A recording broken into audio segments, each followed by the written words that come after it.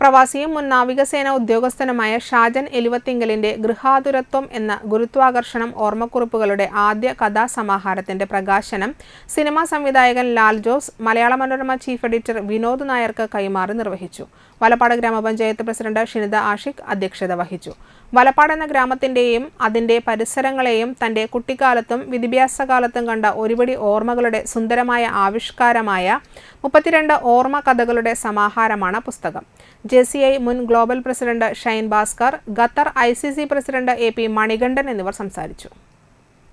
അത്ര വിശദമായ ഓർമ്മകളാരും പറഞ്ഞു കേട്ടിട്ടില്ല. പക്ഷെ ഈ പുസ്തകം ഷാജൻ വായിക്കാൻ അതിന്റെ ആദ്യത്തെ കോപ്പി എന്നപ്പോ എനിക്ക് കൊടുത്തു വന്നപ്പോ അതിനു മുമ്പ് ഷാജൻ ഫേസ്ബുക്കിൽ ഈ വിശദമായിട്ടുള്ള കുറിപ്പുകൾ എഴുതുന്നത് വായിക്കാൻ തുടങ്ങിയപ്പോൾ ആണ് ഞാൻ ശരിക്കും അത്ഭുതപ്പെട്ടു വരുന്നത്.